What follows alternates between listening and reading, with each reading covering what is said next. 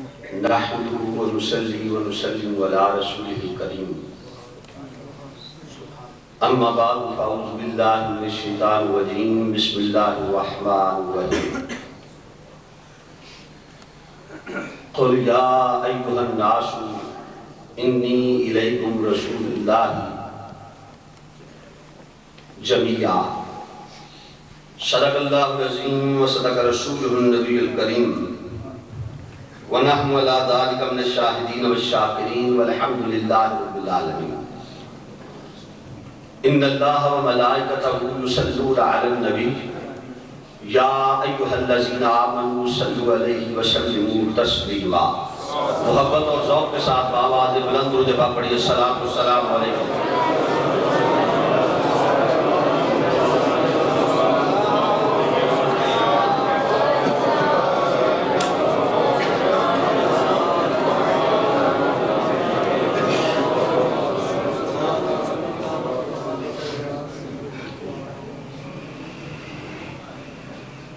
حضرات محترم معزز و محترم علماء کرام، مہمانان ذی وقار، برادران اہل سنت، ادب خردگان نگاہ محبت، ادا شناسان مزاج نبوت و شان رسالت۔ حضرات گرامی، آج کی یہ پروقار بارونق تقریب سعید ختم نبوت کانفرنس کے نام سے انعقاد پذیر ہے۔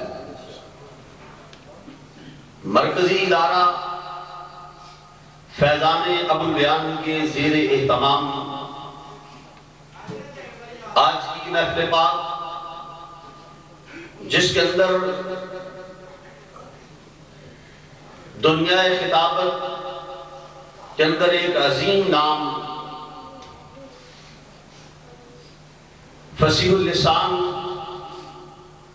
خطیب لاثانی حضرت علامہ عبدالوحید ربانی ملتان شریف سے خطاب فرمانے کے لیے تشریف لا چکے ہیں، اور اسی طرح عظیم مذہبی سکالر شاگرد رشید شیخ الاسلام حضرت علامہ پروفیسر رانا محمد ادریس قادری صاحب دامت برکاتہ عالیہ، ناظم دعوت تحریک منہاج القرآن انٹرنیشنل، وہ بھی تشریف لا چکے ہیں، اور تھوڑی ہی دیر بعد اسٹیج پر جلوہ افروز ہوں گے۔ میں تعارفی طور پر چند کلمات، چند باتیں عرض کرنا چاہتا ہوں آج کے اس پروگرام کے حوالے سے، کہ یہ پروگرام جو مرکزی ادارہ فیضان ابوالبیان کے زیر اہتمام تیسری سالانہ ختم نبوت کانفرنس ہے، بحمدہ تعالی ادارہ فیضان ابوالبیان نے اس کام کا بیڑا اٹھایا، اور گجرانوالہ کی سطح پر ختم نبوت کے اسٹیج پر اس محاذ پر کام کرنے کی اشد ضرورت تھی، کیونکہ آپ احباب جانتے ہیں کہ قادیانیت پھر اپنے پر پرزے نکال رہی ہے، مرزیت پھر پھیل رہی ہے۔ وہ لوگ، ان کے خفیہ طریقہ کار، ان کی تبلیغی سرگرمیاں دن بدن زور پکڑ رہی ہے، اور وہ بھولے بالے اور سیدھے مسلمانوں کو گمراہ کرنے کی کوشش کرتے۔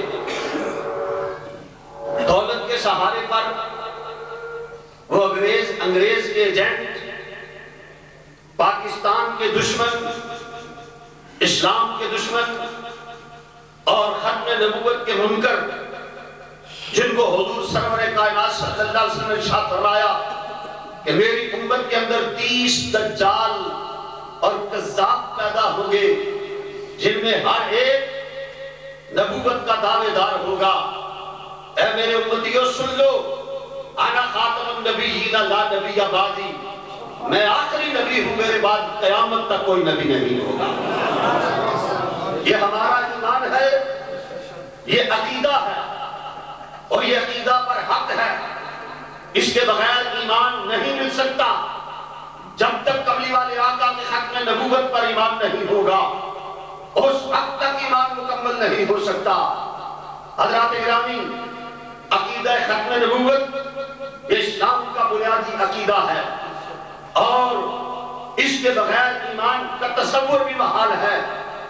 اس لیے ضرورت اس امر کی ہے، اس بات کی ہے کہ قادیانیت جو آستین کا سانپ بن کر مسلمانوں کو ڈس رہے ہیں اور لوگوں کو گمراہ کر رہے ہیں، ان کا قلع کما کیا جائے، ان کے ساتھ جو ہے جہاد کیا جائے عملی طور پر، اور اسلام، دین اسلام کی حفاظت اور عقیدہ ختم نبوت کے تحفظ کے لیے کوشش کی جائے۔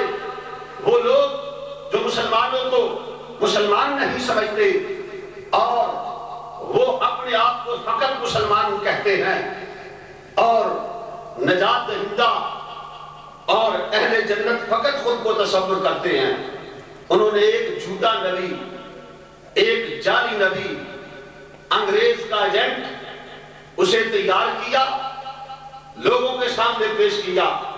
کبھی اس نے مسیح موعود ہونے کا اعلان کیا، کبھی مہدی ہونے کا اس نے دعویٰ کیا، کبھی مجدد اور غوث بننے کا اعلان کر دیا، پھر نبوت پر ڈاکہ ڈالا اور کہنے لگا کہ میں نبی ہوں، لیکن رب ذوالجلال کی قسم، جیسا نبی اللہ نے مجھے اور آپ کو عطا کیا کائنات میں کوئی ایسا نہیں ہے۔ ہم ایسی نبوت کو نہیں مانتے۔